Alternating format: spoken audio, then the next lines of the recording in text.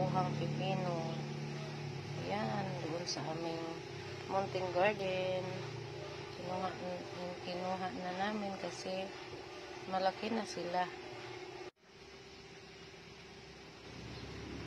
Ang palaya yan. Galing din yan sa aming garden.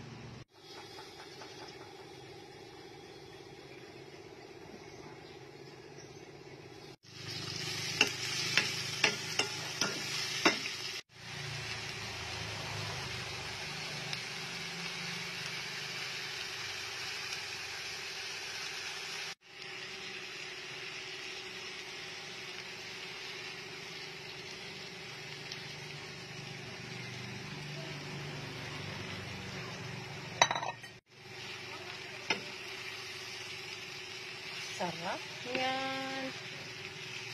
Isang ampalaya.